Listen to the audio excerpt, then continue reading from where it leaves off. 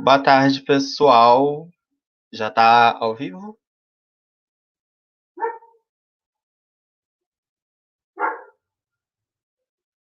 Já, então tá. Então, boa tarde a todos e todas, né, que estão aqui hoje, mais um dia da Semana da Educação. E eu quero primeiramente me apresentar. Meu nome é Franz Wagner, eu sou do Diretório Acadêmico Ana Kuczynski, que é o diretório acadêmico que representa os alunos e as alunas dos cursos de Química, em todas as suas modalidades, da Universidade Federal de Juiz de Fora. Bom, fazendo uma audiodescrição minha rapidinho, eu sou um homem, eu estou com uma blusa preta, uma camisa caramelo por cima, aberta, meu cabelo é comprido, cacheado, mas está preso em um coque. Então, hoje aqui na live, a gente vai conversar sobre o tema História da Ciência como para o debate político-social e o conhecimento químico sobre o lume das questões sexistas, que é um assunto muito importante que a gente ainda precisa debater, porque tem muita coisa para se resolver ainda na nossa sociedade, não é mesmo?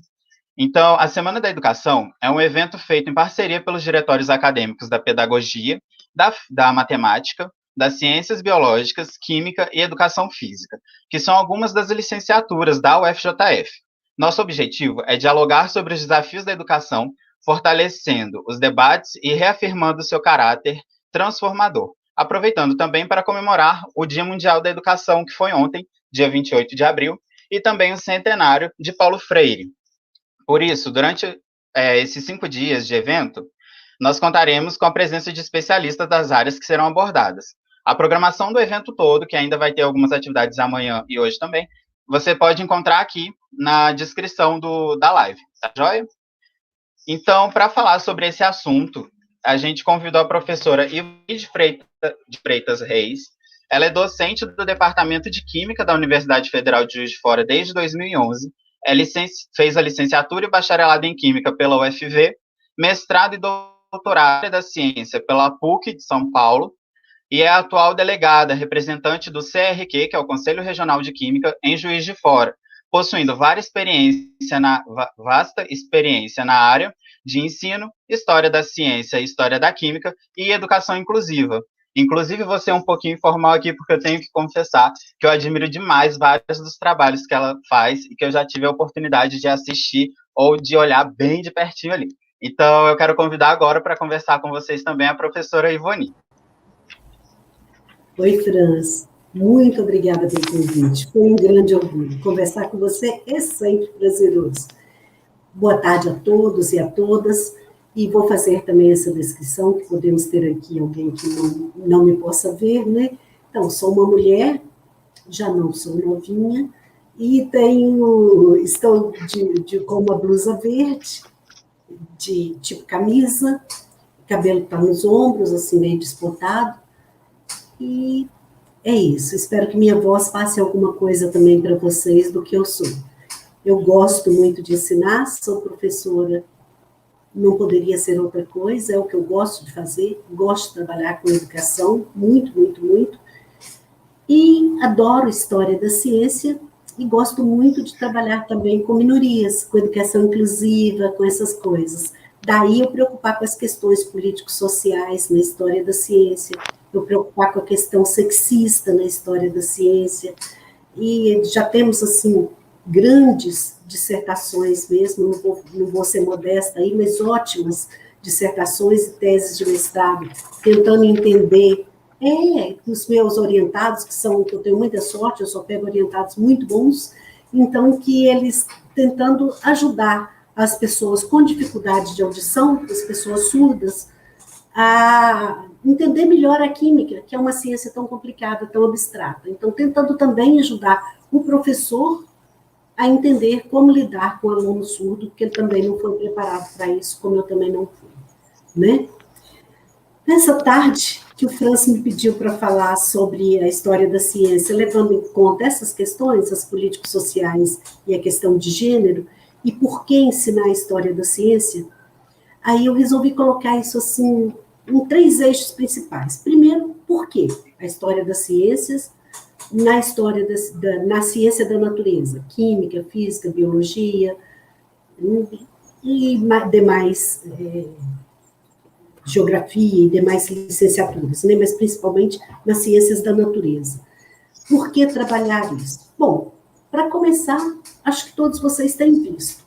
As leis de diretriz e base da educação, todas elas, colocam a história da ciência como um grande aliado para ajudar a formar o cidadão crítico, o cidadão capaz de pensar e para contribuir com essa formação do cidadão consciente, para mudar um pouco a imagem do cientista, aquele que fica, né, cá em cima e num quartinho e que não tem vida social, normalmente um homem de cor branca, e trabalhando no seu jaleco, e com seu jaleco, e ali isolado do mundo, sem pouco se importar com a sociedade.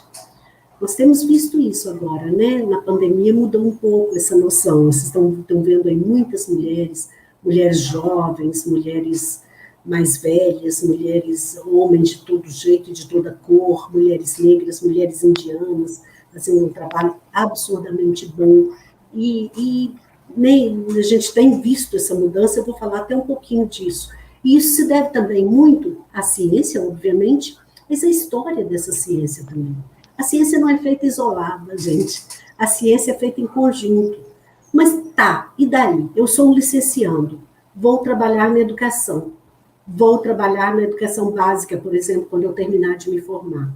Como e quando eu vou usar essa história da ciência? Eu vou fazer aquelas pequenas biografias, por exemplo, vou falar agora da lei da conservação das massas. Então, falo, Lavoisier. Lavoisier nasceu no ano tal, morreu no ano tal, tal, tal, tal, tal. Ótimo, isso faz parte também, colocar a data de nascimento dele. E tudo é bom para você não fazer um erro constante que a gente faz, que é o presentismo, o anacronismo. Aí, e a gente, né, falar como se estivesse vivendo agora. Então, a gente vai falar depois. Oi, Camila, saudades também. Muito. Então, na verdade, essa preocupação de quando colocar a história da ciência, a gente deve colocar quando você vai trabalhar, vai iniciar um tema, quando você vai trabalhar, por exemplo, uma ideia estruturante do pensamento, tipo, eu vou trabalhar agora ligação química, dando um exemplo da química da educação básica. Vou trabalhar ligação química. Eu vou evitar falar de um orgânico, eu vou evitar fazer o link com a história da ciência de outra pessoa. Vou pegar um inorgânico que trabalhou com ligação química, eu vou pegar o Lewis, eu vou pegar o Pauling, eu vou pegar alguém que trabalhou com aquilo ali e tentar conversar, mostrar como era a química no tempo dele, o que ele fez pela química, o quanto ele nos ajudou, um Arrhenius, e tentar seguir por aí com esse caminho, mas sempre colocando este homem no seu lugar, né, naquele momento, este estudioso ou essa estudiosa, naquele momento, o quanto ele tinha de material para trabalhar naquele momento, o que ele estava fazendo naquele momento, o quanto isso era bom, e que ele não estava fazendo sozinho. Poucos concordaram com isso. Talvez Newton seja um dos que deixou escrito. Eu consegui chegar onde cheguei porque eu estava apoiado sobre ombros de gigantes, os cientistas que vieram antes dele. Ele afirma isso com todas as letras. E, especialmente, gente, quando isso se tratava das companheiras, das mulheres, né, que ajudavam, como todo mundo já ouviu falar, a esposa de Einstein, a Mileva Mari, e tantas mulheres, a mulher do Lavoisier, que ajudou demais, eu vou depois falar um pouquinho delas de novo, elas nem apareciam. Era a praxis, a praxe, nem aparecia o nome delas no trabalho de ninguém, como se elas não tivessem feito nada. Acreditam que só no início do século XX que a mulher teve direito de assinar uma patente, se ela fizesse uma descoberta, ou o pai, ou o irmão, ou o namorado, ou até mesmo um amigo, tinha que assinar por ela. Como mulher, não podia assinar. Ela não tinha direito a patente, não tinha direito a salário. Vocês ouvirão isso. Então, a história da ciência é que vai mostrar quão humana é a ciência. A gente não tem que ter vergonha disso, a gente tem que brigar para melhorar, mas não evitar, não esconder embaixo do tapete. Nós não estávamos lá naquele momento, nós não podíamos fazer muita coisa. E se a gente continuar escondendo embaixo do tapete isso, pouco a história da ciência vai fazer por você e pelos seus alunos no sentido de formar um cidadão pensante. Porque biografia não forma cidadão pensante. Agora, mostrar o contexto, como foi, o que aconteceu ali, que aquela criatura era humana, né? Era um ser humano com erros, com acertos, um trabalhador com problemas pessoais, com preconceitos, com conceitos, nem pronto, não são anjos. A gente fala que tem a hagiografia, que é a história de santos. A história de cientistas não pode ser uma hagiografia, não pode ser uma história de santos, porque não são santos, são gente, são pessoas. Eu estou hiper longe de ser santa e sou cientista. O Franz nem se candidatou a santo e é cientista. Né, Franz? Uai, a gente não é Exatamente. falando, e é cientista. É isso que a gente quer ser. Então, temos erros, temos acertos, mas não temos que ter vergonha. Não é porque Lavoisier se apropriava dos experiências, dos experimentos dos colegas e dava um ajuste e divulgava como dele, isso não é ético. Não estou aprovando. Isso não é ético. Mas não tira o mérito do quanto Lavoisier fez pela química. Percebe? São duas coisas diferentes. Eu falava com o Franz agora há pouco sobre o Watson, aquele da dupla hélice do DNA. O Watson, além de ter roubado escandalosamente a Rosalind Franklin, ele agora, em 2019, janeiro de 2019, ele ainda falava que pessoas negras não tinham o mesmo QI que pessoas brancas, que não adiantava insistir, que querer mudar a questão do racismo era querer apagar o sol com a peneira. Ele dizia que pessoas que ele conseguiria fazer uma prova genética de que uma mulher estaria esperando alguém com tendências ao homossexualismo ou não, e se assim tivesse, que ele colocaria um projeto de lei para que ela pudesse abortar. Olha só. Então, assim, que ética tem esse homem? Se você for olhar, ele está entre os maiores cientistas do século XX. Mas, felizmente, como eu falei com o Franz, ele ainda está vivo. Uhum. E ele está pagando por muito dessas imbecilidades que ele está falando. A Nature e a Science retiraram todos os artigos dele que eles tinham publicado. Foi tomado dele o Nobel. Então, assim, ele está pagando por essas barbaridades que ele fala. Mas é uma pessoa que insiste nisso. Então, o que eu quero falar aqui, por que eu estou falando? Tem muitos cientistas, muita gente boa também, viu, gente? Não é só gente ruim que tem, não. Nossa raça tem gente boa também, nós cientistas. Somos do bem também. Mas o que acontece é isso, mas somos gente. Santos não somos, né? Então, por que ensinar a história da ciência? Porque ela te permite humanizar a ciência, permite mostrar para o aluno que ele é capaz, que ele pode e deve querer ser cientista, porque ele é capaz, que um cientista não é uma pessoa super inteligente, que Deus botou a mão na cabeça dele e falou, vá, faça o bem para a Terra. Não é isso. Ele não dormiu um dia e acordou depois sabendo tudo. Tá certo? Caiu uma maçã na cabeça de Newton e ajudou ele a formular a teoria da lei da gravidade. Ok.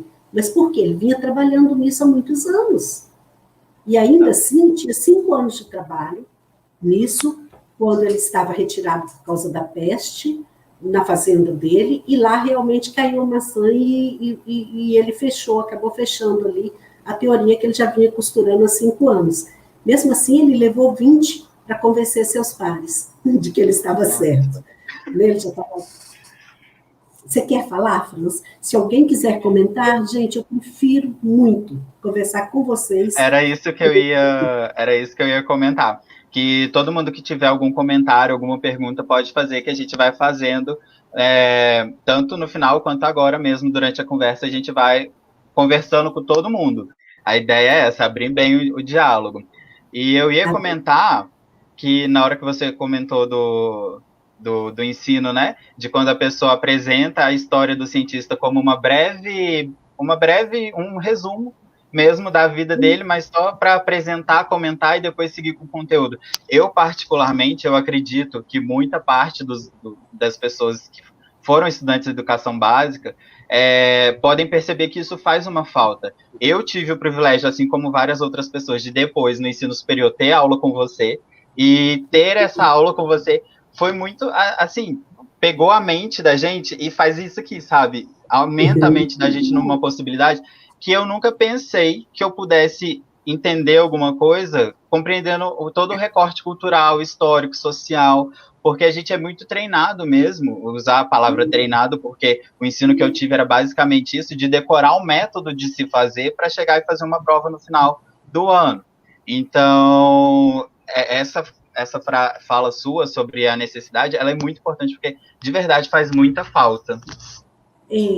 Os projetos de lei falam isso. A história da ciência tem que ser integrada, a história da ciência tem que ser integrada no ensino de cada ciência, do biólogo, a sua história, da biologia, da educação física, a sua história, do nutricionista. Entenda a sua história, entenda como ela veio, a história tem que estar ali. Concordo. Só que do jeito que veio, como essa pobre bibliografia num canto de livro, ela não faz diferença nenhuma, realmente. No máximo, uma curiosidade, uma bobagem ali, que não vai te ajudar em nada. Pode usar filmes, pode usar série, pode usar tanta coisa para te ajudar, né? Mas se não der também, assim, se não quiser, essa conversa, mostrando a biografia do cientista, humanizando, mostrando que ele não trabalhou sozinho, que ele trabalhou com muita gente, que ele chegou ali por isso, humaniza a ciência e faz até, Franz, que mais alunos queiram fazer ciência. Porque, veja, olha como é desconfortável para nós se a gente não se encarna cientista. É desconfortável. Porque, veja, você, por exemplo, a pessoa fez um curso superior de direito. Ele é um advogado. A pessoa fez um curso superior de engenharia civil. Ele é um engenheiro civil, de medicina, de enfermagem. Aí você fez química. O que você é? Químico? Como assim? Entende? Você é um cientista que está trabalhando a química. Você fez biologia. O que você é? Biólogo. Mas tá, então o que você é? Você está estudando só para dar aula? Você é físico? É só para dar aula? Não, você é muito mais. Você é um cientista. E também é um professor, sabe? Então, na cabeça, do jeito que a gente foi ensinado, e muitos de vocês também, o cientista é só aquele que fez uma grande descoberta. Cabe muito bem eu chamar Einstein de cientista, mas não cabe, para a maioria das pessoas, eu chamar, por exemplo, Luiz Fernando de cientista. Um professor do nosso departamento, falando que muitos conhecem, né? Um professor da universidade. É claro que ele é um cientista. Não é preciso que um médico faça um transplante de cérebro para ele ser chamado de médico, né? Então, não é preciso que um químico faça uma enorme descoberta para ele ser um cientista dedicado à química, sabe? Exato. E isso espanta, então, os alunos, porque ele quer ter um retorno, um diploma, um retorno. Nós já temos a dificuldade de ter retorno profissional. Pode sim, por favor. Tá, já. Por favor. Que eu pedi para ele, para mostrar, porque nesse ponto aqui que eu estava falando, de por que estudar ciência, né? É a ciência, é a história, é a ciência que delimita o contorno da sociedade inteira. Conhecendo a história, isso, Maurício, obrigada. Conhecendo a história, você volta lá, e hoje, gente, se nós não tivéssemos um estudo bem feito da ciência, a gente estaria sofrendo muito mais com essa pandemia que nós estamos agora. Podem crer, a gente pode estar achando que está demorando, está, porque a gente é ansioso, mas cientificamente a gente está fazendo coisas numa rapidez absurda. A vacina, os testes, como testar, como mudar, trabalhar com RNA, isso vem de quê? Vem do olhar posto, por exemplo, na peste bubônica. Está aí esse médico, né, que usava nessa primeira figura aí, está aí o médico, as pessoas isoladas na barraca, e ele usava o corpo todo coberto, não sei se vocês percebem, uma vara na mão, que tinha 1,5 metro, que era para manter distância. Olha como já estavam vendo a questão de que tinha que estar distante, que não podia estar perto, e isso aqui era tipo a máscara dele, essa máscara bicuda. No bico dela, ele colocava alfazemas, alecrins, colocava folhas odoríficas, né, folhas cheirosas, que lançassem odor, para que tentar espantar os miasmas que eles achavam. Essa peste bubônica, gente, tem inscritos dela desde antes de Cristo.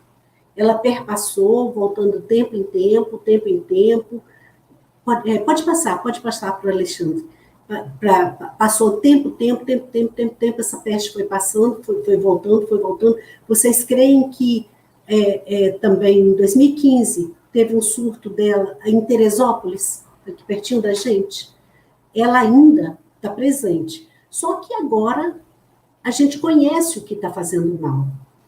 Este Alexandre Yersin, ele estudou muito, ele ia coletar material para todo lado, sabe? Ele foi coletar material em Hong Kong, ele foi coletar material na Noruega com pessoas que morreram com a peste bubônica, mas ficaram meio que embalsamados com gelo, com frio, em locais que nunca degelavam, e conseguiu identificar a bactéria. Aí por isso que ela chama hoje Yersinia pestis, que era a responsável pela peste. Então, hoje, quando um local que não tem, como o Peru, como algumas regiões do Brasil, que não tem um saneamento básico bom, volta o rato que traz essa pulga, que conduz a Yersinia pestis. Mas graças, passa, por favor, mais uma. Maurício, isso. Mas graças a Alexandre também, um outro Alexandre, Alexander Fleming, né, ele descobriu a penicilina. Também muita gente fala que é por acaso. Eu sou veemente contra a ideia da descoberta por acaso. Não é por acaso. Uhum. Assim como no caso do Newton, não é por acaso. Ele estava trabalhando há anos, ele estava tentando encontrar uma coisa um fungo que debelasse a infecção dos soldados. Ele trabalhava como soldado do exército. E ele encontrou, analisando um desses fungos, ele procurava realmente um outro tipo de fungo, encontrou este, que é a penicilina. Então, graças à penicilina e os outros antibióticos que vieram depois dela, isso foi em 1926, gente. 26 ou 28?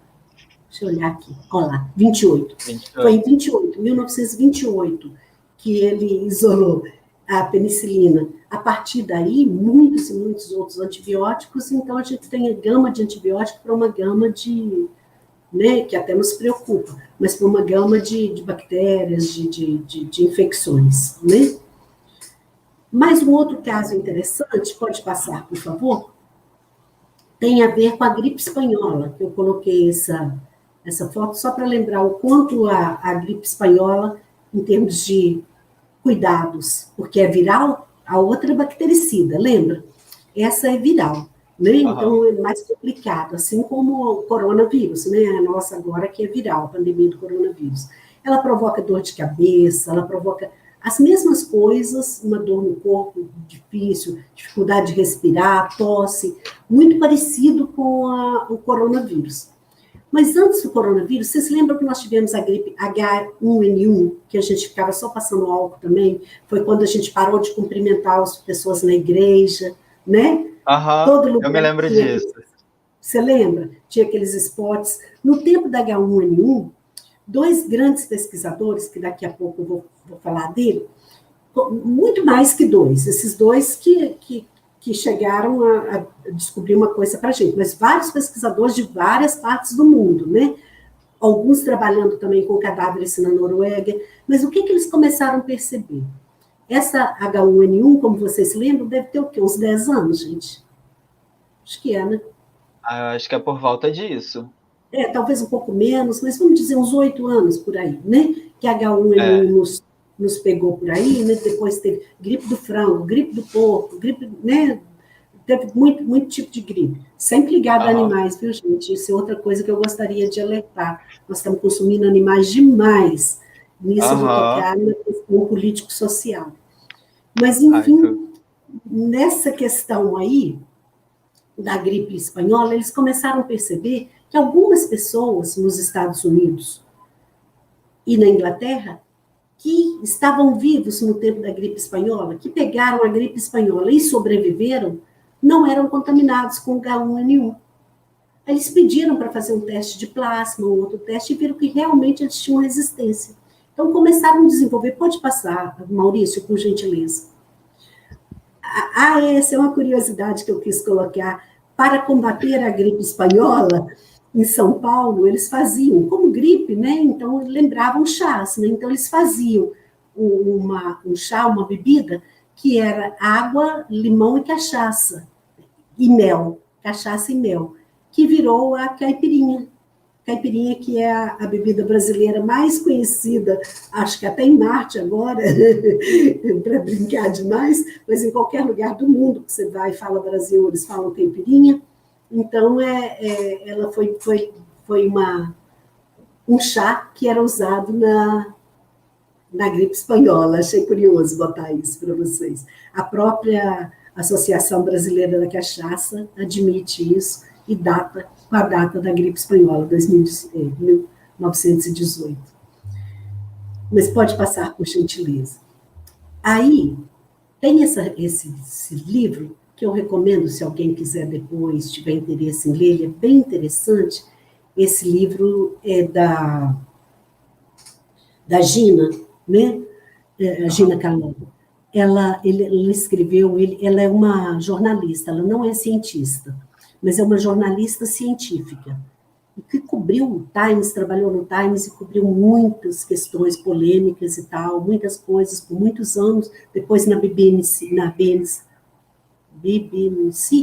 a inglesa, BBC, de Londres.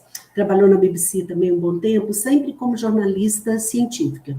Então, ela escreveu, só baseado no que ela leu, no que ela fez de ciência, nas publicações, em tudo que ela trabalhou, esse livro que fala a gripe, né, a história de uma grande gripe pandêmica, né, na grande pandemia da gripe de 1918, e as pesquisas que foram feitas a partir dela.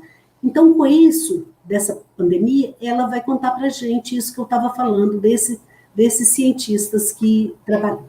Eu estou tentando passar, Maurício, pode passar. Eu estou clicando igual uma boba. Ela traz lá para a gente a luta da ciência, para entender e para se preparar para novos surtos que pudessem, né, vir. Então, eles pegaram. Passa um e volta, por favor, só para eu mostrar a carinha deles, por gentileza. Isso. Esses dois cientistas aqui, a Anne Reid, né, e Jeffrey Thunberg, eles, pode voltar, eles trabalhavam no laboratório de um hospital que foi criado pelo Instituto de Patologia das Forças Armadas, que foi criado por Benjamin Franklin. Então, todas as doenças que os soldados tinham, ou traziam das guerras, das saídas dele, todas as doenças que eles traziam e que não era conhecida, ele mandava guardar o material depois que ele morria, parte do cérebro, parte do pulmão, para estudo mesmo, né? Então, os dois trabalhavam nesse Instituto de Patologia das Forças Armadas e resolveram estudar essa parte do cérebro, descongelar e tentar entender, e do pulmão também. Havia um outro grupo muito forte que estava trabalhando, lidando com cadáveres conservados na Noruega. Mas esses aqui, a Anne Reid, pode passar de novo, por favor. Anne Reid, essa moça que trabalhava no laboratório com ele, ela que era realmente a grande especialista do Instituto de Tecnologia em PCR, reação de cadeia de polimerase. Esses testes de enfiar no nariz, vocês lembram que logo que falou em pandemia, já tinha teste para saber se você estava com pandemia? Graças a eles.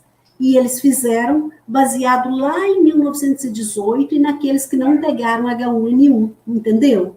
Eu não posso falar deles aqui, que só falar deles daria nossas 2 horas, né? Só falar de todos, né? Mas é assim, eles foram lá buscar. Então, o que ajudou? A história da ciência é que trouxe a ciência e pôde antecipar o futuro, entendeu? A gente já começou uma pandemia tendo vários caminhos, vários tipos de análise, vários tipos de identificação. Podemos desenvolver uma vacina em menos de 1 ano. Isso não é brincadeira, não, gente. Uma vacina é 10 anos, 20 anos. É por conta desses estudos. Agora, aí eu vou reclamar do Thunberg, né, do Jeffrey, porque nenhum dele, nem os colegas, nem ninguém reconheceu o trabalho da Anne agora, já, nessa década que a gente acabou de passar, né? Não reconheceram o trabalho dela porque ela não tinha doutorado e porque era mulher. Ele ganhou seu Oscar, ganhou seus prêmios, seu Oscar, ganhou o Nobel, ganhou seus prêmios todos, quase um Oscar também, porque ele fez muitas palestras, e aí ele continuou no seu laboratório. Depois eu vou falar dessa invisibilidade das mulheres, tá? Depois vou falar um pouquinho mais. Vou pegar esse gancho a partir daqui. Eu queria contar também uma história, você pode me mostrar. Acho que eu já adiantei isso. Vê o que eu tenho depois, por favor, Maurício. Acho que eu adiantei. Foi em 2009 que eles conseguiram fazer toda a sequência da H1N1 e do H5N1. Fizeram toda a sequência genética, um por um. E ela, né, não teve o reconhecimento profissional que ele teve, que o Jeffrey teve, lamentavelmente. Então, para vocês verem que essa questão, isso aí eu vou deixar agora. Se você quiser tirar, vou falar só um pouquinho, que é o segundo tema que eu quero falar aqui, que é a ciência sofre influência da política e da religião e vice-versa. Né? A política sofre influência da ciência. O que você acha, Franz? Se alguém mais quiser falar. Eu acho que atualmente a gente está num cenário tão... eu não gosto de usar o termo desesperador, mas é um cenário tão assustador para a gente que é da ciência, da gente ter que comprovar atualmente coisas que assim, são irreais de serem contestadas, né, entre as... Por exemplo, em pleno 2021, a gente ter que reafirmar que a Terra não é plana, por exemplo. Em 2021, a gente ter que reafirmar que a vacina de fato funciona, que as vacinas estão aí para salvar as vidas das pessoas. Mas e aí a gente tem que lutar contra a informação, por exemplo, que chega que a vacina é um meio de controle da população, de todo mundo, dos governos, tipo, sabe? É um cenário que...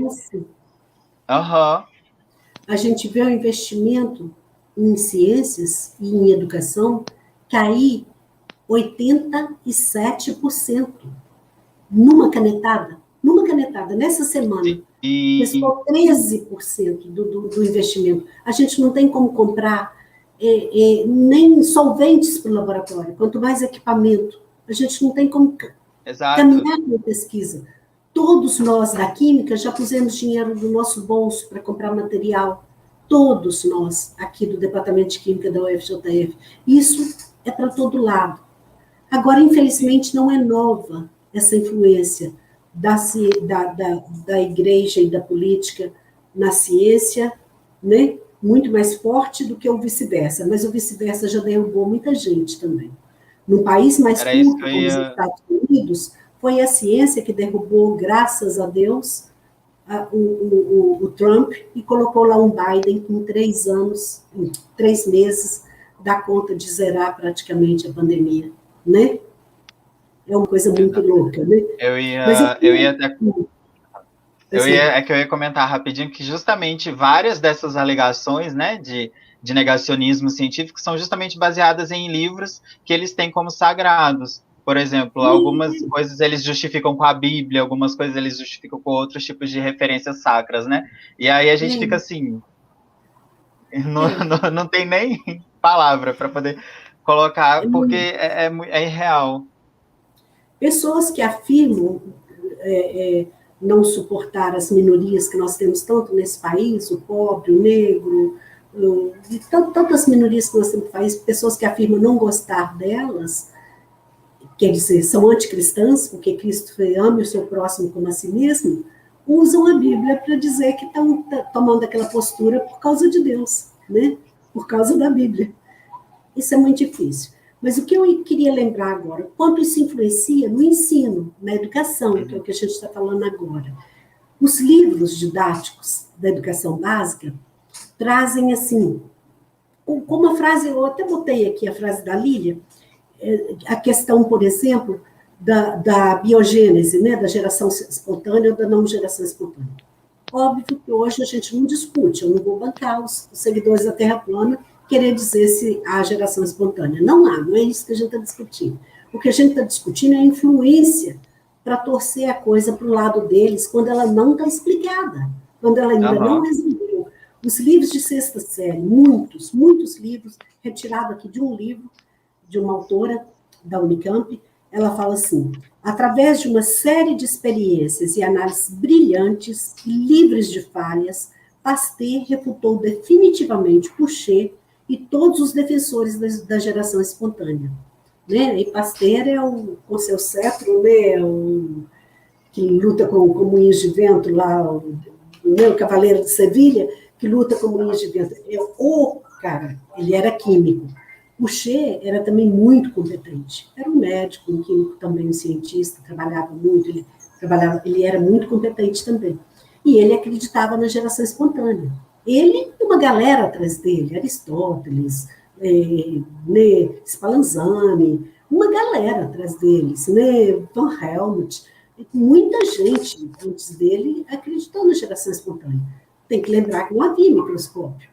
E eles não sabiam de onde vinham aqueles animalúculos, como ele chamava, animalúculos, pequenininhos. Eles sabiam que os grandes se reproduziam pela sexuada, por reprodução sexuada. Mas os pequenininhos não se sabia de onde vinha, então parecia que era espontânea, que surgia dali. Enfim, mas a geração espontânea não era boa para Deus, para os religiosos, porque eles diziam que Deus que criou todo o ser vivo, a teoria da força vital. Tudo que nasce, tudo que é vivo, não, eu não trouxe foto dessa, Maurício. Tudo que nasce, tudo que é vivo, tem a força de Deus, tem a energia vital, a energia de Deus. Então, a crença era essa. A igreja pensava que se falasse que alguma coisa podia nascer espontaneamente, né, sem Deus, podia diminuir o poder do cristianismo, o poder da igreja. Pouchet não estava lutando contra isso. Nem Pasteur, né? Mas ele viu nisso, o Pasteur, uma boa oportunidade de montar o laboratório dele e de ficar famoso. Então, Pasteur, que hoje a gente usa muito os conhecimentos dele para pasteurização, né? Não é um conhecimento, né? Daí vem o nome, que é do nome dele, Pasteur. Essa pasteurização que a gente faz, que é ferver até matar os micróbios e depois invasar, evitando o ar, né, externo, já era feita. Eu puxei por todo mundo. Spallanzani, por Niederman, por vários outros. Já era feita, não foi invenção dele, não. Então, o que eles faziam? Eles tinham que comprovar, a Academia da Ciência lançou um prêmio de 2.500 francos, que é o prêmio Alumbert, para ele comprovar que, para quem comprovasse, que não existia geração espontânea. Aí começaram os dois, que eram os mais, naquele momento, na França, né, eram os dois mais, né, que se bicavam nesse sentido, da teoria. Aí Pasteur fez uma porção de fervuras, assim, e tal, fechou, vedava o frasco com vela, com a luz, com a lâmpada e tal, e depois provava que não tinha animal ali. Então, não devia vir do ar. E Pouchet fazia o mesmo e provava quando ia olhar, tinha, porque aí já tinha o microscópio. Tinha animaizinhos lá, crescia colônias de bactérias, de fungos e tal. E eles fizeram vários testes. Aí começaram a falar, porque foi da sua boca, da fala, então tem que fazer acima da cabeça, tem que subir num lugar alto, porque aqui pode estar poluído. Aí Pasteur subiu no Monte Jura, a 2.000 metros, ferveu o levedo de cerveja a 100 graus, levou fechados os balões, a 2.000 metros abriu, deixou um tempo no ar, fez o exame, não tinha nenhum ser vivo. Então, comprovou que não havia geração espontânea. Lembra? Me desculpe.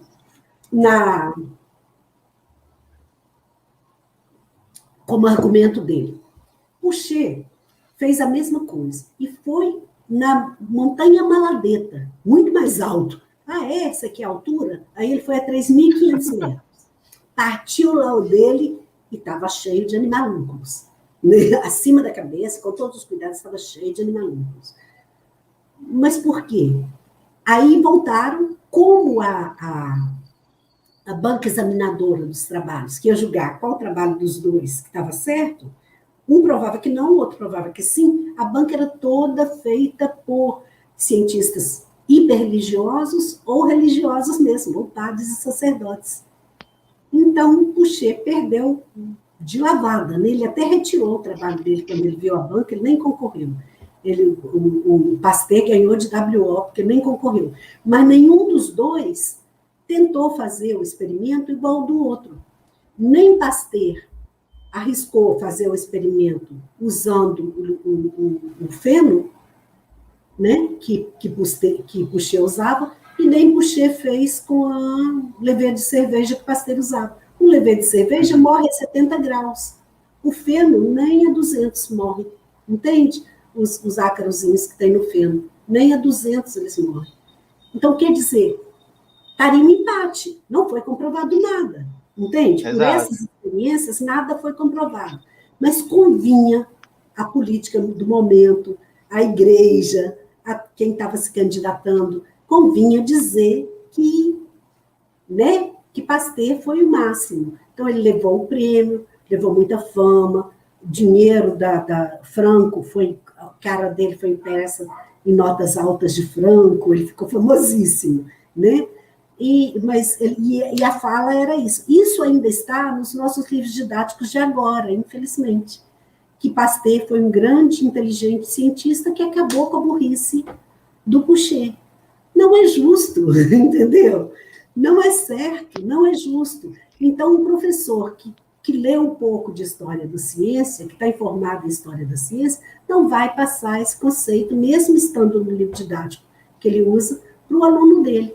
Vai explicar que realmente não há geração espontânea e que nos trabalhos de Pasteur não deu positivo, mas que não ficou comprovado naquele momento. Só quase 100 anos depois é que se pôde entender por que os do Pouchet davam sempre micro-organismos e o do Pasteur nunca dava micro-organismo, porque eles trabalhavam com material diferente. Né? Não é interessante? Sim, demais. É até uma questão que eu estava até pensando aqui agora, do porquê, então, como que você acha por que você acha que existe ainda essas informações ainda não tão difundidas assim para serem corrigidas nesses materiais didáticos? Por interesse. Por interesse.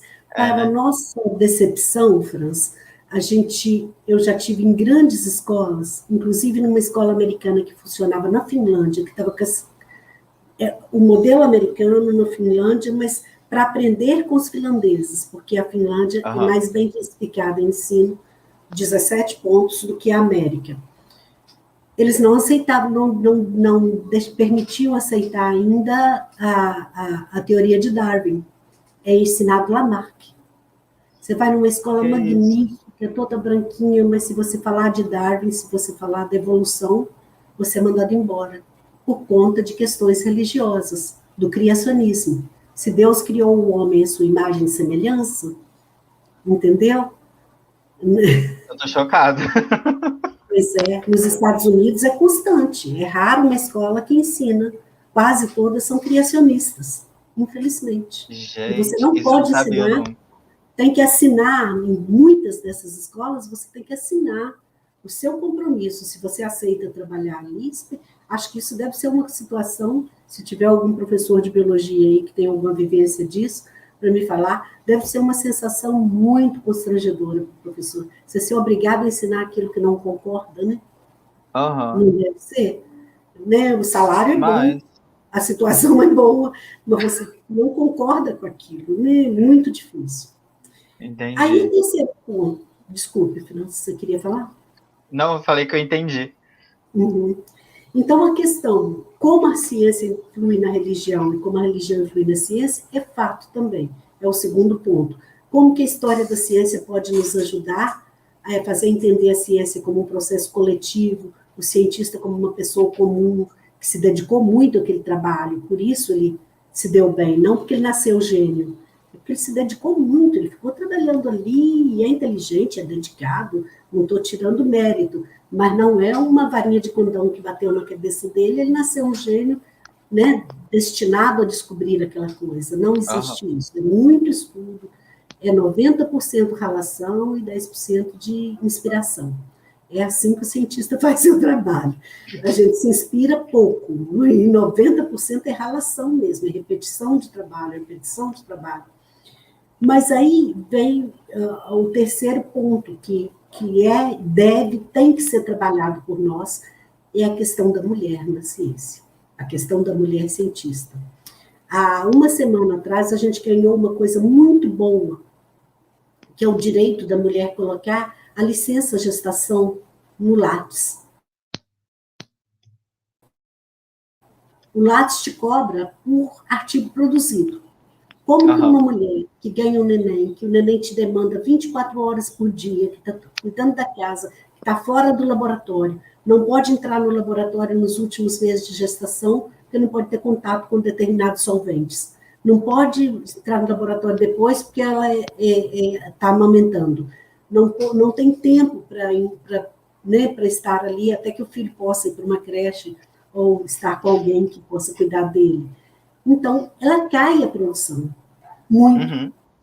Aí a gente ouve pessoas como a gente ouve, né, como ouvimos dessa política que nós temos hoje, que porque eu não contrataria mulher. Né? Quantas pessoas falam? Vai ficar 4 meses de licença e ainda diminui a produção, porque se o filho adoecer, ela sai correndo. Então, assim, eu preciso olhar a mulher desde os tempos antigos. Eu queria começar falando de uma grande mulher, a Maria, a judia, mostrar um pouquinho desse caminho da mulher na ciência. Ô, Franz, quando estiver pertinho do Pará, você me diz, tá bom? Quando eu tenho esgotando, você me avisa.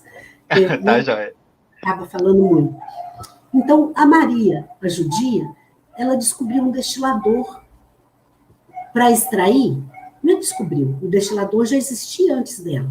A preocupação dela era destilar. O que é um destilador? Quem não é químico também entende? A gente coloca dentro de uma, no caso, um balão de vidro, um alambique de fazer cachaça, né? Qualquer coisa assim, um alambique de fazer uísque, vodka, o que for, de destilar, a gente coloca lá dentro um material grosseiro, né? Todo o material que você quer recuperar, quer apurar. Coloca fogo aqui embaixo, ele passa por um canozinho, seja de vidro, ou de cobre, ou do que for, contendo água, o resfriamento, ventilação, e aí aquela parte que vaporizou condensa, e vai pingar ali, e você recolhe aquele material mais puro. Aquele material hoje estaria mais ou menos equivalente ao que a gente chama de princípio ativo, ali que contém o melhor, no tempo deles chamava ânima, a alma do remédio que você queria fazer.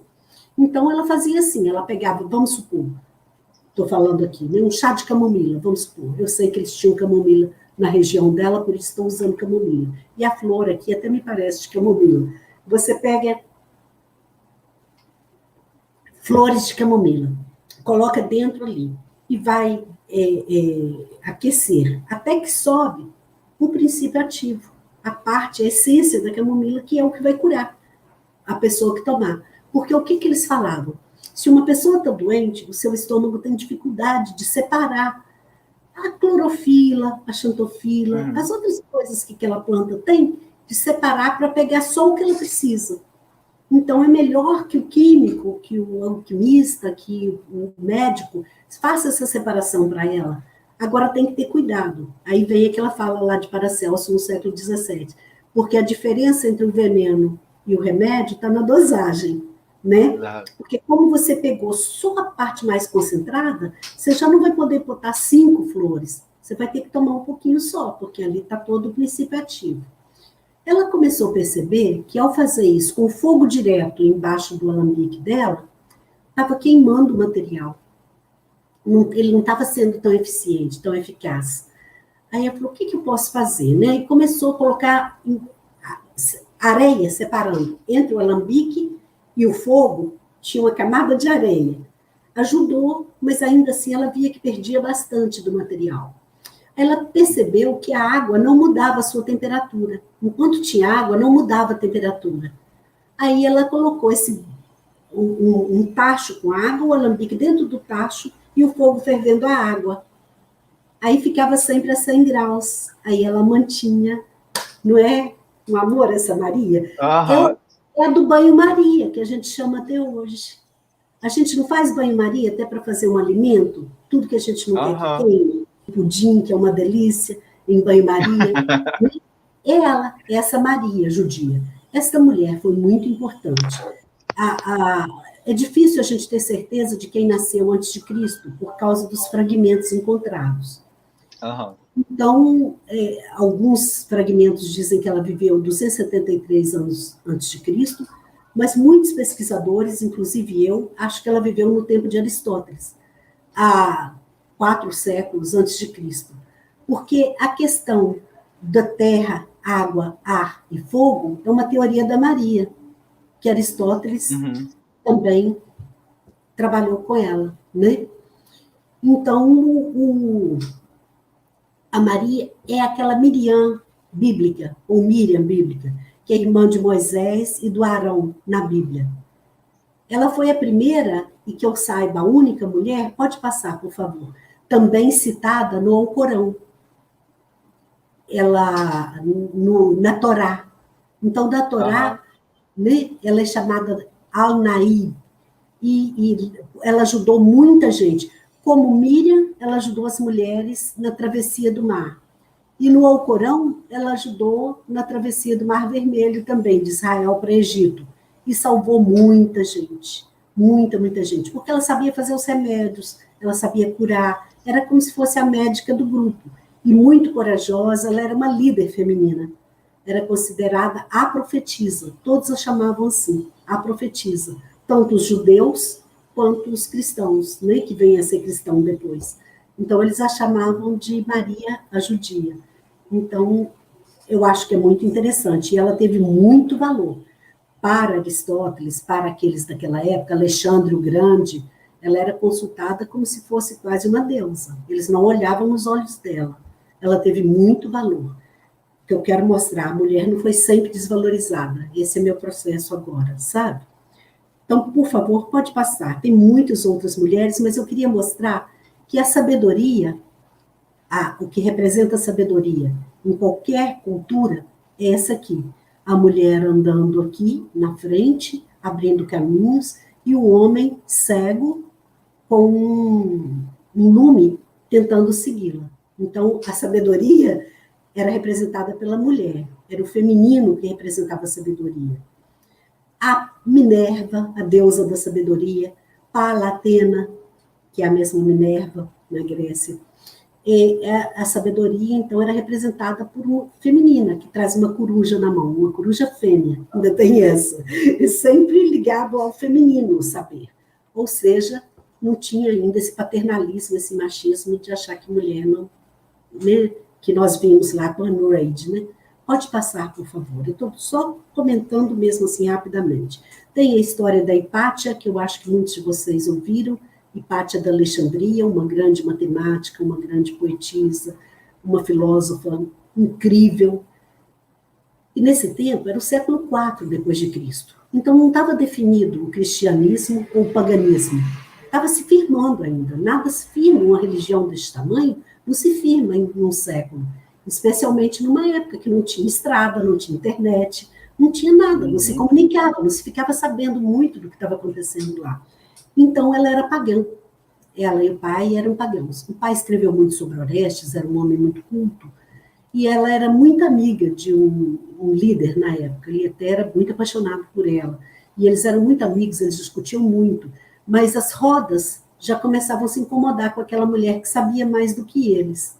E como essa mulher, que era a única mulher que sabia mais sobre astros, sobre matemática, sobre tanta coisa, participava da roda deles e tinha o carinho e o respeito dos 2 maiores líderes da Alexandria na época, começaram a pegá-la pela questão da religião. Aí os cristãos venceram essa invasão lá e ela foi esquartejada, né? Ela foi morta a pedradas, foi apedrejada até a morte e foi esquartejada num terrível ritual pagão, uma mulher nova, linda, inteligentíssima, um terrível ritual pagão, como dar pedaços aos deuses, né? E jogar pedaços dela por lado. Então, aí era por outra questão, principalmente, né? Foi a questão dos cristãos que invadiram Alexandria nesse problema, mas já havia a questão do ciúme, do gênero se mostrar sábio, né?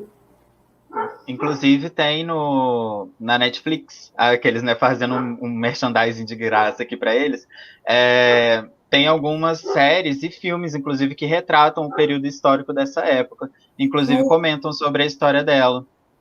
Eu quero aproveitar esse gancho, por favor. Tem sim, eu já vi o filme dela, achei muito bom. Pátria da Alexandria, bem próximo do. Eu queria comentar isso. Quando a gente for ver, usar com os alunos nossos, estou falando agora para os licenciados, usar filme, série, podemos e devemos, porque uma aula não tem que ser chata. E se eles estão ligados a isso, tem que, né, tem que ajudar, tem que fazer isso para motivar. Mas é importante você assistir, porque há liberdade poética, vamos dizer assim, eu nem vou culpar o diretor. Ele está preocupado em fazer uma coisa para entretenimento. Então, ele quer informar, mas ele quer principalmente entreter. Ele quer que muita gente vai ver o filme dele ou a série dele, não é verdade? Então, às vezes, nesse afã de contar as coisas, comete alguns erros complicados, né? Esse Radiative, né, da Marie, que está rodando aí, muito bom, mas tem muita coisa. Primeiro que tinha que ser uma série, porque quando eles juntaram, não conta nem um terço do que ela passou e do que ela foi.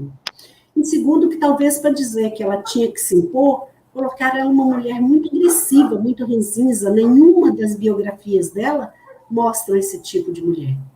Sabe? Ela era uma mulher equilibrada, maternal, que cuidou dos irmãos, que cuidou do pai. Ela não era aquela pessoa.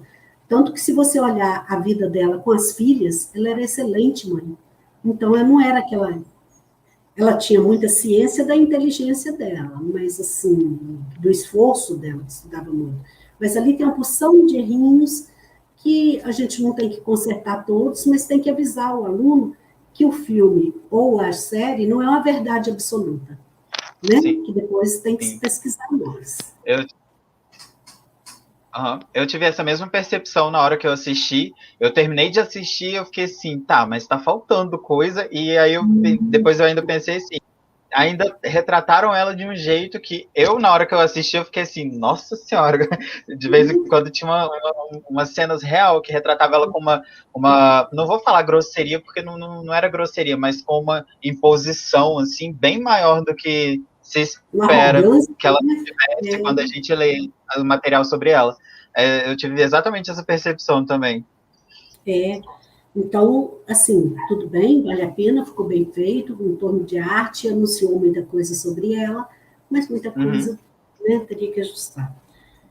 Mas aqui eu queria fazer uma reflexão, você não precisa passar para outra agora não, que eu queria fazer uma reflexão aqui, que por que será, então, que a mulher saiu do cenário? Né? Depois, no século XVII, XVIII, os livros ligados a Paracelso e os paracelcistas, sempre tem mulher igual a homem. Se tem um homem, tem uma mulher, trabalhando nos laboratórios químicos. Sempre tem.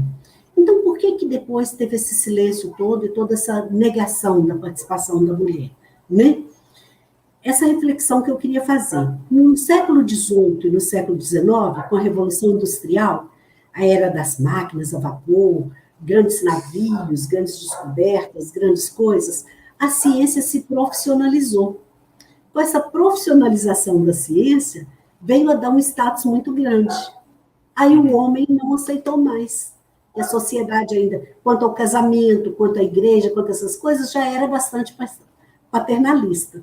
Trouxe todo esse paternalismo para a ciência. Então, a mulher passou a ser vista só como uma consumidora da ciência, não mais uma produtora da ciência, entende? Então, foi por interesse, realmente. Foi na segunda onda do feminismo, né, na década de 60, que começam a brigar mesmo, naquela em que as mulheres lutam. A primeira onda foi em 1857, que é a de 8 de março, que é o Dia da Mulher, né, que foram aquelas mulheres que foram queimadas naquela fábrica. Na fábrica, né? Que elas trabalhavam 16 horas, ganhavam um terço dos homens que trabalhavam 10 horas por dia. Então, elas resolveram brigar por ter ou a carga horária igual, pelo menos, ou para aumentar um pouco o salário, né? E aí eles fecharam elas lá dentro e botaram fogo, né, na fábrica. Elas foram queimadas vivas. Essa foi a primeira. A grande onda do feminismo, a segunda onda do feminismo, foi um momento também que se começou. Por que poucas mulheres na ciência? Por que tão poucas mulheres estão na ciência? Isso veio a começar a discutir. E as mulheres foram pegando o seu jeitinho ali no século XVIII para tentar se mostrar um pouquinho. Passa para mim, por gentileza, Maurício. Essa ainda era para ter passado já. Isso é que eu estava falando. Pode ver, tem sempre um homem e uma mulher, um homem e uma mulher, um homem e uma mulher. Sempre, né? Esse aí é do século XVII e XVIII. Essa é Marie-Anne Pierret-Pose, que é a Madame Lavoisier, a mulher de Lavoisier. Casou com ele com 13 anos. E eles se deram muito bem. Ela falava várias línguas, ela que fazia todos os desenhos. Lavoisier só falava francês. Um jeito dela se impor, que ninguém nunca ouviu falar dela assim, até pouco tempo. Era Lavoisier. Nenhum trabalho que ele fez, que ela fez junto, foi assinado por ele e ela, só ele, sabe? Aí o que ela fazia? Ela se desenhava, não sei se dá para ver na figura menor, mas ela se desenhava no laboratório, trabalhando aqui. Ela que fazia os desenhos. Você pode mostrar, Maurício, você consegue ver? Do lado direito? Uma mulher sentada? Ao fundo, né? Ao fundo. Ela que fazia tudo isso, obrigada, aí mesmo. Ela que fazia o desenho de todos os equipamentos, ela que recebia os grandes cientistas para conversar com ele, ela que fazia tudo isso e ela não aparecia nunca. Então, que ela não era nada boba, claro, ela era inteligente, então ela se desenhava fazendo todos os experimentos com ele. Entendeu? Ela desenhava a experiência, mas desenhava ela desenhando, ela fazendo, ela trabalhando. Então, não havia como dizer que ela não participou, né? Sim. Ela estava lá fazendo os desenhos. Então, foi um jeito dela se impor. Poderíamos falar muito dela, ela cooperou demais da conta com ele, até depois que ele morreu, ela ainda publicou muitos apanhados dele, e foi, sem ela, Lavoisier não seria o que foi. Não que ele não fosse inteligente, mas o trabalho deles era um trabalho a 4 mãos, não era um trabalho de uma pessoa, né? Não quero aqui dizer que ela era mais inteligente, quem era mais, sabe? Não é essa questão de mais ou menos. A questão é que eram 4 mãos, 2 pessoas trabalhando o tempo todo. E mais os auxiliares de laboratório. Isso é mostrado numa figura, né? A Ada Lovelace, vocês já ouviram falar dela também? Pode passar, por gentileza. Ouviram? Essa Ada Lovelace foi a primeira pessoa que conseguiu fazer um algoritmo matemático para usar na máquina do computador. Ela é a precursora do computador. Se temos computador, é graças a essa Condensa. Ela era rica, ela não precisava trabalhar. A Augusta Ada Byron King é uma Condensa de Lovelace, e que hoje a gente chama só Ada Lovelace, né? Porque o título de Condensa não impõe tanto mais, mas ela foi uma matemática, uma escritora inglesa muito, muito, muito competente, muito famosa, uma excelente matemática, e que nos permitiu, ela adaptou a primeira máquina que foi ser a precursora dos computadores todos que temos hoje, e era por um algoritmo dela.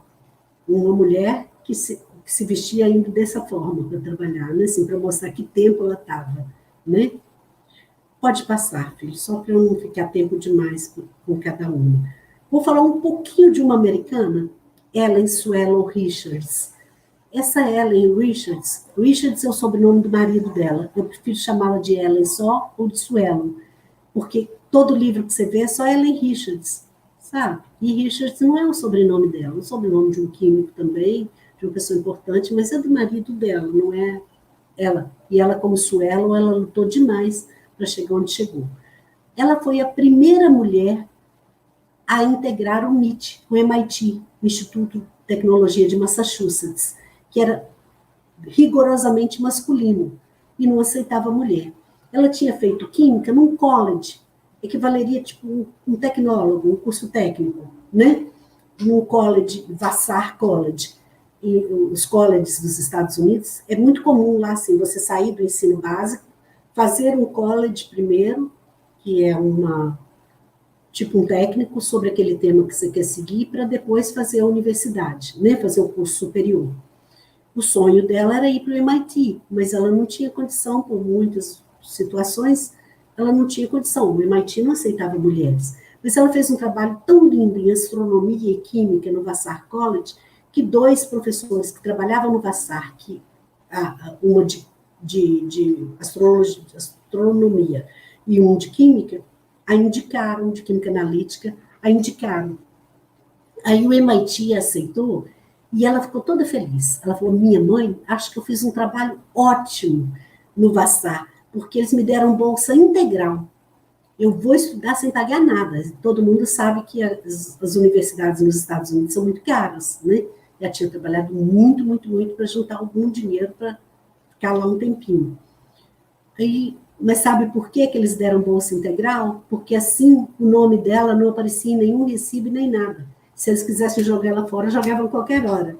Entendeu? Não ficava registro de que ela estudou ali. Eu estou muito chocado.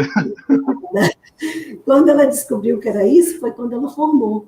E eles levaram 13 anos para dar o diploma dela. Aí ela fez um mestrado. Eles levaram mais 14 anos para dar o diploma de mestrado dela. E botaram-na para trabalhar como preceptora, dando aula. Ela dava aula para sala cheia, para os rapazes da MIT, mas ela não recebia. Era voluntária.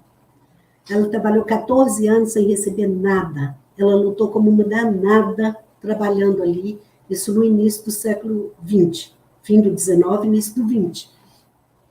Trabalhou como uma maluca, fez várias coisas por nós. Nós, que eu falo que acabou influenciando para a gente também. Né? Foi ela a primeira a ver que a água potável, né? A água que se bebia, podia não ser potável, embora limpa, podia trazer doença. Ela fez mais de 4.000 análises de águas para provar isso. Implantou nos Estados Unidos, em Boston, e aí depois espalhou para todos os Estados Unidos, virou lei, ter que analisar a qualidade química da água. Então, ela criou a ecologia. Ela é a fundadora da ecologia humana. Ela criou também restaurantes em que ela via a nutrição, que ela criava a proporção de nutrição e o valor financeiro. Claro, o dinheiro valia muito nessa época, e muita gente pobre. Então, ela vendia, digamos, como aqui tem aquelas comidas a R$1, sabe? Mas ela fazia aquele equilíbrio, e as pessoas comiam e ficavam bem, ficavam fortes. Então, ela criou um campo chamado economia doméstica, ligados à limpeza, a material que fazia mal, à nutrição. Era como uma nutróloga da época.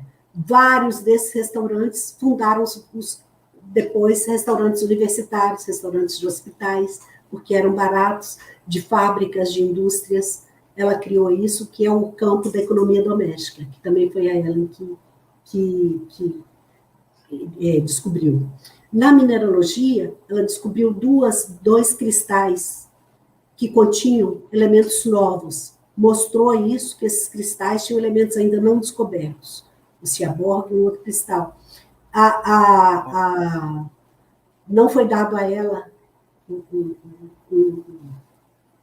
o valor de ter descoberto, até hoje, ninguém diz que foi ela que descobriu, até hoje não é dito que foi ela que era a responsável por esses cristais.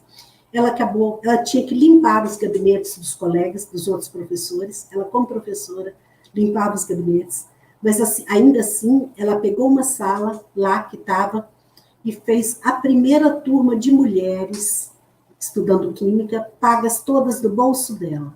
E tem mais, ela criou a educação à distância, porque as mulheres cujos maridos batiam para não ir assistir aula, ou que tinham filho, ou que moravam em outra cidade, ela mandava os kits pelo correio de material para a mulher fazer as análises lá, e no fim aprovava ou reprovava conforme os trabalhos que elas faziam. Olha essa mulher. Gente, incrível demais. Né? E depois, que não tinha mais como negar, ela veio a ser a primeira mulher a coordenar, a ser reitora do MIT. Só tinha homem. Só ela, só tinha homem, e ela que coordenava. E claro, como reitora do MIT, ela trouxe todas as mulheres, abriu a porta do MIT para as mulheres. Né? Passou a receber mulheres também na sua seleção, no seu processo de seleção. Mas ela sofreu muita humilhação, muita, muita, muita. Muita gente até, assim, hoje, que lida com o feminismo, pensa que ela não tinha que ter aceitado isso, mas era o único caminho que ela tinha, o único, sabe? Se ela ali, naquele momento, batesse de frente, ela nem inscrita estava, era só mandar ela embora e apagar ela da história e acabou, sabe? Enfim, Nossa, pode passar, por favor, Maurício. Aí a nossa querida Marie Curie, vou falar muito pouquinho, trouxe essa foto, eu acho ela muito bonita nessa foto, e normalmente as fotos mostram ela sempre meio descabelada, meio assim, e ela tinha que usar preto. Ah, Ellen também. A condição, ela tinha que usar só preto ou cinza, e sempre cabelo preto. Jamais podia usar qualquer outra cor, que era para não atrapalhar a cabeça pensante dos verdadeiros pensantes, que são os ai, meu homens, Deus. né? Então não podia chamar atenção.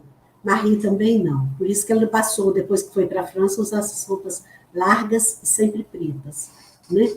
Mas eu queria chamar a atenção dela aqui como professora, por isso a gente trouxe aqui, porque ela ensinava por investigação. Ela criou uma cooperativa de ensino, junto com outros colegas da Sorbonne, mais tarde, depois que ela veio ser professora de Sorbonne, e ensinava por investigação. Ela ia forçando os meninos a perguntar, a responder. Tem a tese, a dissertação de mestrado da Ingrid Nunes de Rose, hoje professora da UFTM, da Universidade do Triângulo Mineiro. A dissertação de mestrado dela foi sobre essa metodologia de ensino da Marie Curie. É muito bonita. Não é porque eu orientei, não, mas vale muito a pena. Vão ler, vocês vão ver. A Ingrid escreve muito bem, e nós procuramos mesmo ver tudo aqui. Eu disse já, eu tenho muita sorte, eu tenho ótimos orientandos. Deus põe na minha mão assim, ó. Eu lembro da época, ela chegou até a ir para um museu, não foi? Para buscar os documentos. Foi no doutorado. Ela passou um ano na Alemanha trabalhando com Liebig, Justus von Liebig, um outro químico grande, pouco valorizado. Né? Ela passou um ano na Alemanha, quase um ano, na Alemanha, em Göttingen, trabalhando com material de Liebig. E claro que ela foi visitar também o Museu Pierre Curie e Marie Curie na França. Né? Então, dela tem mais coisas informando, ela teve 2 filhas. O triste dela aqui, para falar da questão sexista dela, que eu vou direto no ponto, 2 pontos assim mais tristes, ela sofre desde o começo, porque como a Polônia estava tomada pelos russos, as mulheres não tinham direito a curso superior. Então, ela sofreu desde aí. Né? Foi bem complicado. Mas, então, desde aí, ela sofreu terríveis perseguições sexistas. Mas ela era muito forte, tentava fingir que isso não estava acontecendo com ela, achar outro caminho e seguir, né? Mas, quando ela ganhou o primeiro prêmio Nobel, né, em 1903, juntamente com Becquerel e Pierre Curie, que veio a ser marido dela, né, depois que ela foi para a França. Pierre Curie foi convidado para ele receber o Nobel, não ela. Ele falou, não pode, a tese é da minha mulher, ela fez essa tese, nós trabalhamos juntos, então só recebo se ela vier também. Ela recebeu. E nesse trabalho, continuando a tese dela, eles viram que tinha elementos radioativos que não eram aqueles já esperados, o actínio, o urânio, que estava na pecblenda. Então, ela isolou o polônio, né, deu o nome de polônio em homenagem à terra dela, que ela é polonesa, e depois o rádio, que era muito radioativo. Então, eu disse, isso aqui é o próprio rádio, né, a própria radiação, e o rádio. Depois, até definir todas as propriedades físico-químicas, qual era o ponto do rádio, onde ele ficava e as funções dele, levou um tempo ainda, levou uns anos, entre isso, Pierre morreu e tal, e em 1911 ela foi escolhida, né, foi eleita para receber um segundo Nobel, agora em Química, por causa desses 2 elementos químicos.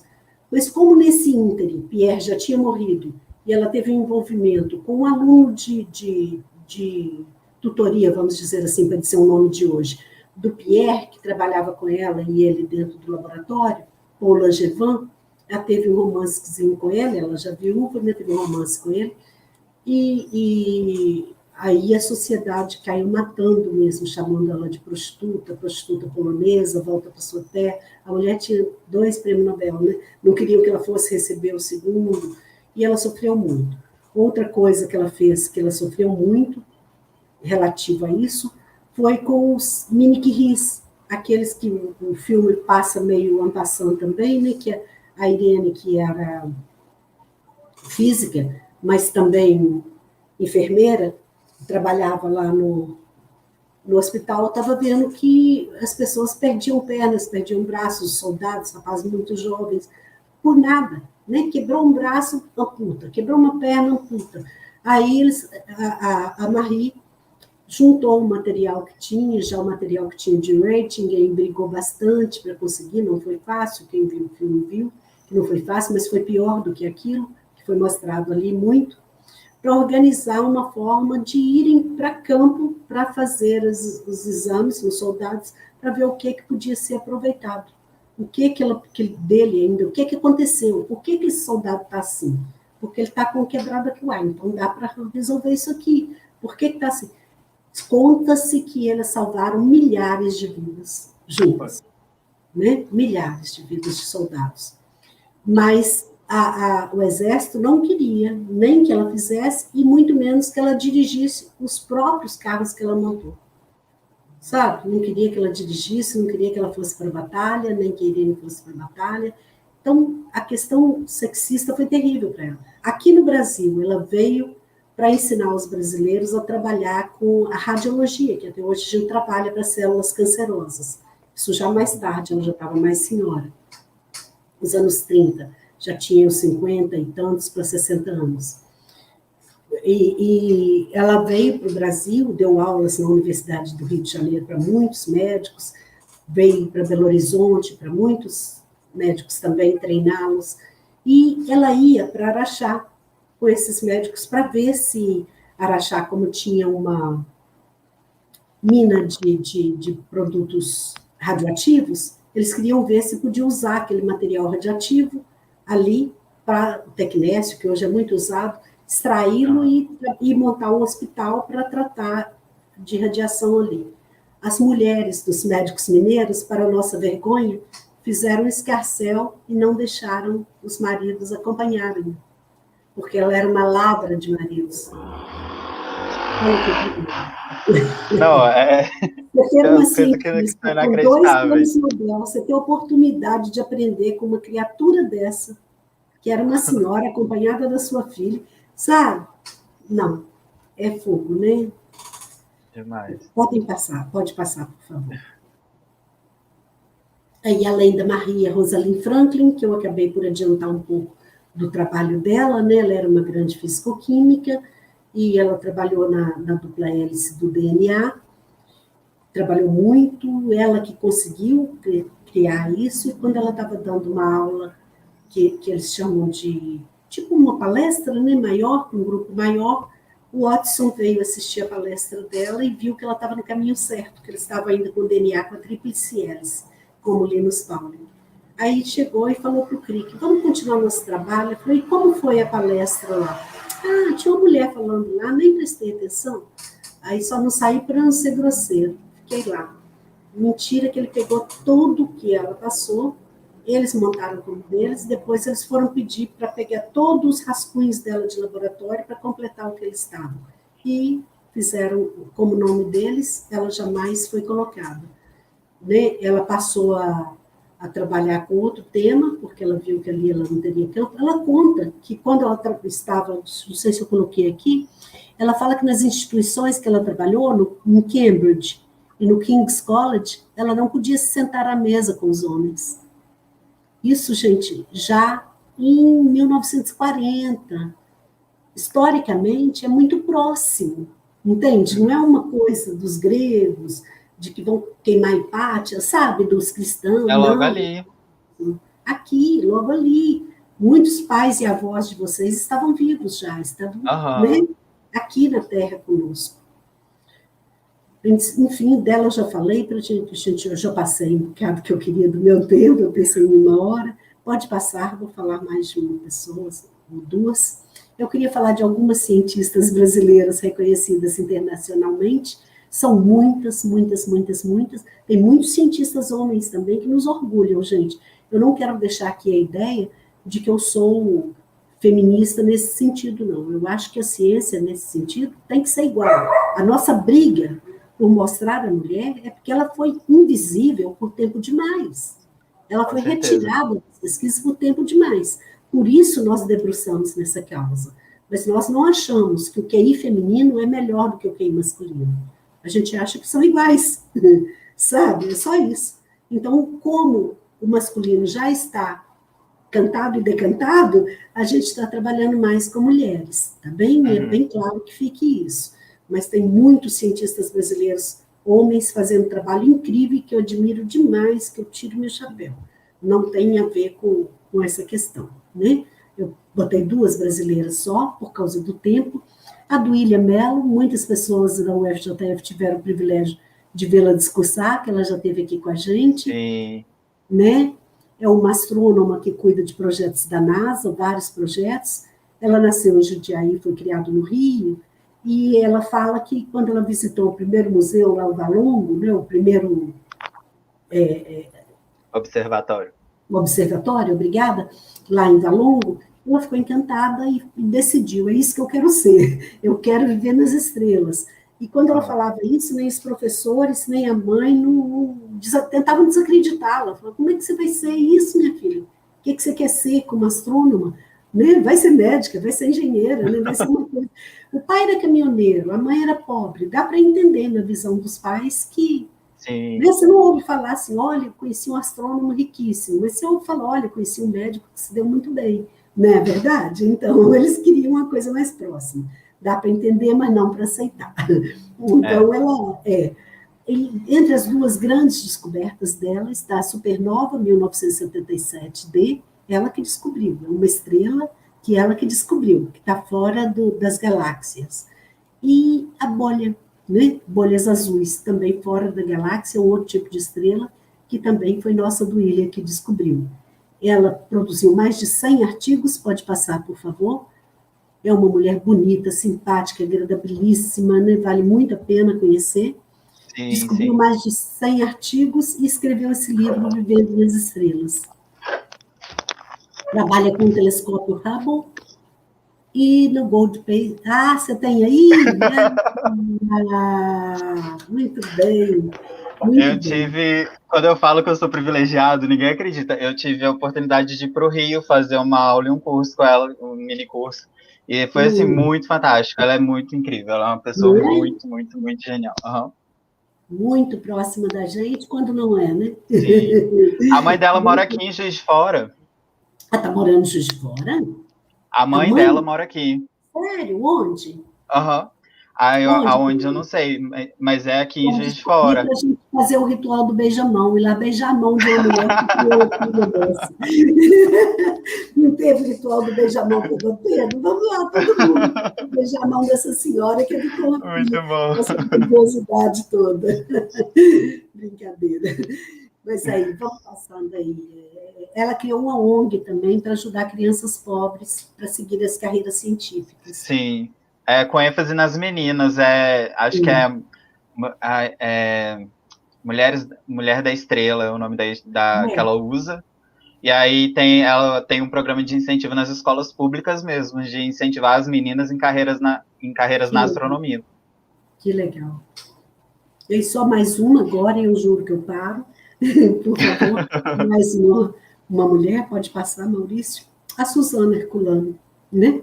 Uma moça bonitona também, nasceu em 72, ela formou em Biologia Genética no Rio de Janeiro, fez mestrado na Universidade Americana de Case Western Reserve, e doutorado na França, na Universidade Pierre-Marie Curie, fez o pós-doc na Alemanha no Instituto Max Planck, quer dizer, ela foi longe mesmo, foi atrás de angariar os aprendizados, e disso, sempre trabalhando com neurociência. E pode passar, por favor. Então, sempre trabalhando com neurociência, ela fez uma coisa interessante. Ela conseguiu contar quantos... contar um jeito de falar, né, mas conseguiu contabilizar quantos Cromossomos, nós temos quantos neurônios o cérebro humano tem? 86 bilhões de neurônios tem o cérebro humano. Olha só, não se tinha esse valor. Ela contou com precisão 86 bilhões, eu não pus aí, vim olhar aqui na minha cola. E ela, a grande contribuição dela para a ciência foi comparar o número de neurônios de cérebros de diferentes animais. O do homem tem 86 bilhões, e ela contou de outros animais. E ela fala dessa sopa cerebral. Então, o que ela diz para a gente? Que a grande diferença do nosso cérebro para o cérebro de um animal é o cozimento, acredita? É uma coisa que a gente nunca pensou, né? Ela fala assim, por que um animal que tem o cérebro do tamanho do nosso, que come, por exemplo, cenoura crua, que come tal material, a carne crua, ele não consegue fazer tantas ligações. Ele tem inteligência, ela defende isso, e eu também, que todo animal é inteligente, mas não com essa capacidade de criar situações, de lógicas, de premissas, entende? De fazer essas ligações que o homem tem, nessa articulação que nós temos. Então, ela fala que isso está no cozimento, a diferença está no cozimento.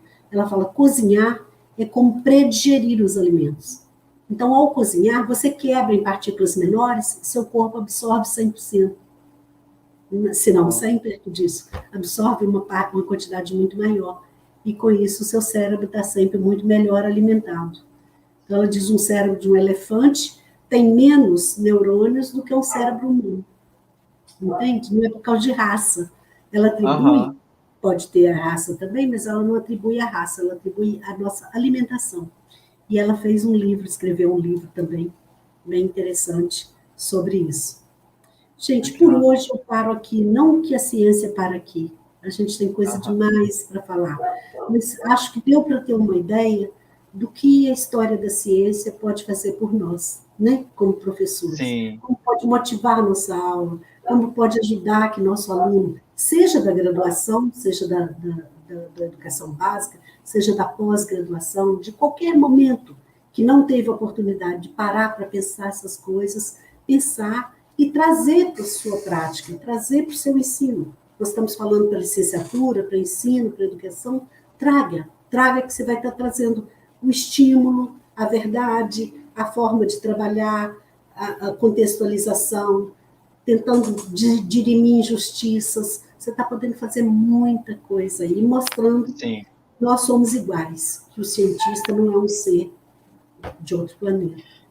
E é uma possibilidade também de levar para dentro da sala de aula justamente esse debate sobre a questão do sexismo, que é muito forte, né?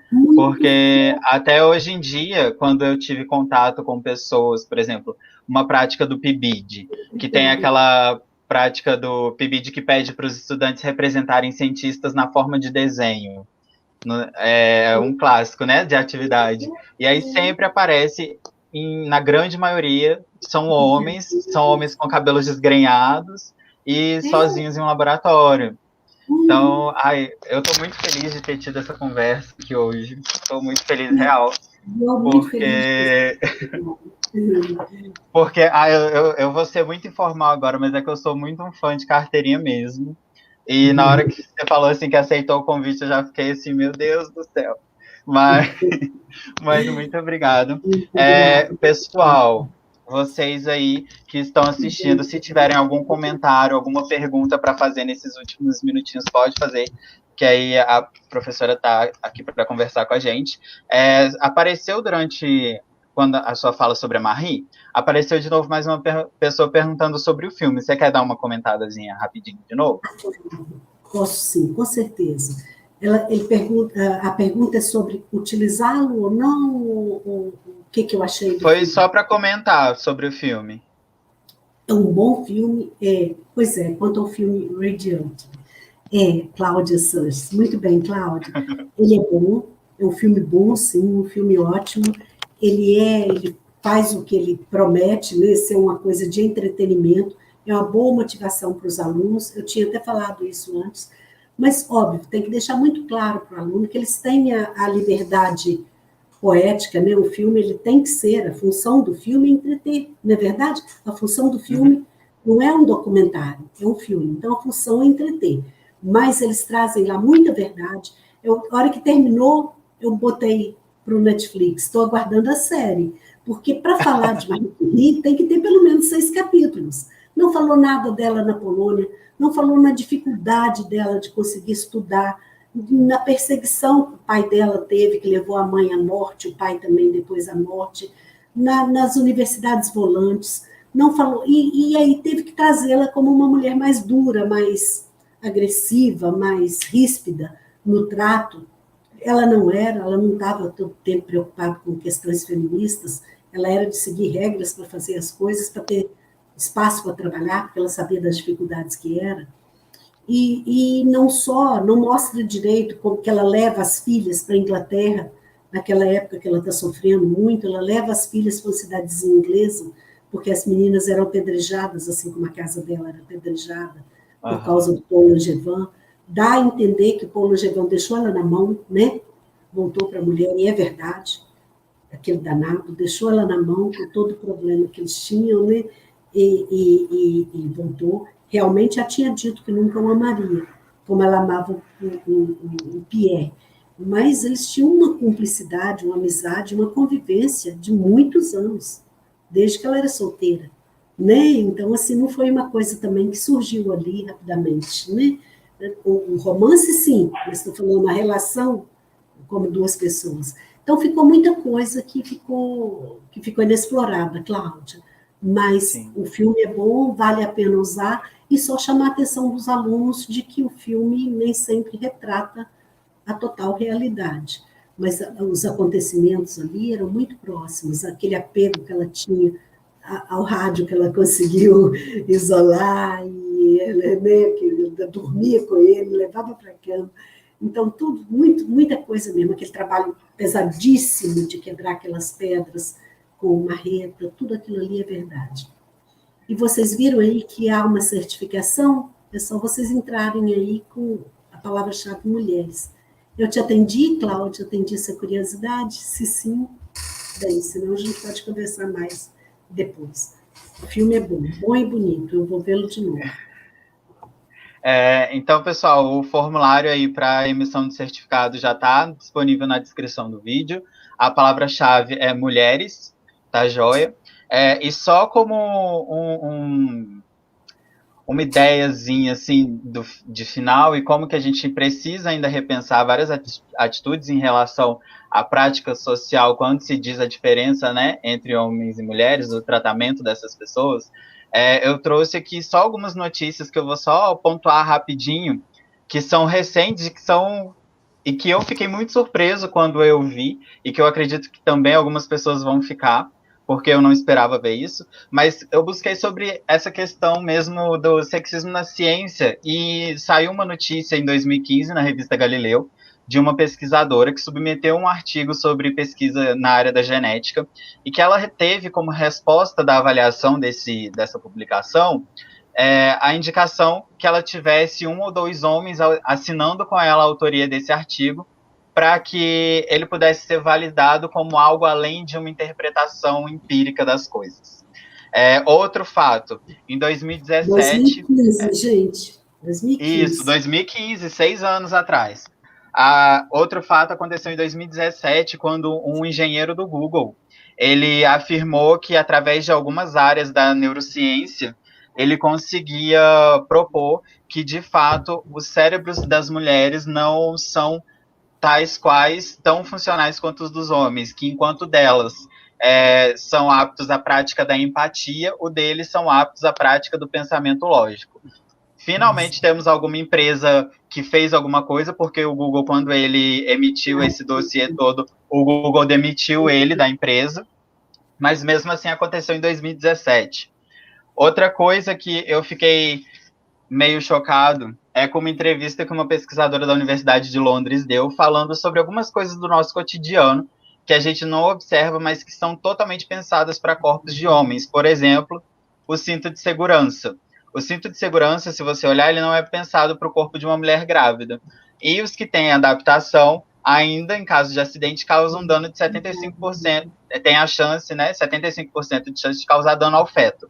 Então, assim, são pequenas coisas no nosso cotidiano que a gente precisa repensar para que a nossa prática consiga diminuir um pouco esse sexismo todo que existe, essa diferença toda que existe em como lidar com cada pessoa, porque, afinal, é todo mundo diferente, todo mundo tem que coexistir respeitando todo mundo e valorizando todo mundo, independente do que for, de raça, de gênero, de sexualidade, afins. Era só umas curiosidades. Isso porque eu não vou nem me atentar a falar também das palavras no Google. Porque se você define, por exemplo, procura no Google a definição de alguma palavra no masculino e alguma no feminino, um monte de palavras ainda apresentam a definição no masculino como do dicionário, e a no feminino é alguma definição, como que eu posso dizer? Distorcida, pejorativa. Então, ainda temos muito a trabalhar na sociedade para resolver isso. Então, eu queria agradecer de novo a presença e a fala do professor Ivoni. Foi maravilhosa, eu fico babando aqui. Eu que agradeço, meu querido. O DA ficou muito feliz que o senhor aceite, tá, gente? Inclusive, vão lá no DA da Química, segue a gente nas redes sociais, porque tá vindo mais evento interessante por aí. O Ence Fórum, o Encontro de Ciências Forenses, esse ano é capaz de sair do papel, mesmo que online, vai ser tudo. Assim como outros eventos. Se a professora, se você quiser dar algum spoiler dos eventos que você comentou comigo também. Antes eu comentava com ele que vocês aguardem aí, quem tiver interesse, que nós vamos ter, vai ser em outubro, mas já a gente vai começar a soltar os primeiros fotos. Maria, que delícia te ver. Morro de saudade da Maria Zambelli, desculpem, gente. A cria da casa, que está fazendo sucessão lá na USP, em São Paulo.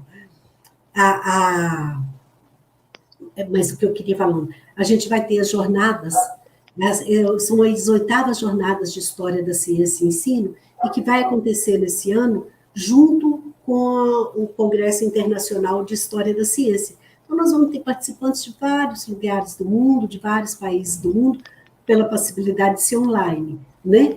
E dá para escrever trabalho, dá para escrever comunicação, dá para participar só, dá para participar de mini cursos.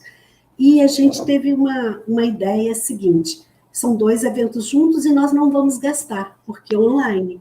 Então, o que a gente fez? A gente vai colocar na nossa página, né, algumas instituições que estão fazendo diferença aí nessa pandemia, principalmente, nesse momento de fome. A gente até pensou em ser instituições científicas também, que nós também estamos passando um aperto, comprando coisas do nosso bolso, mas aí pensamos, não, a fome é o que pior, né? Panela cheia é vida, né?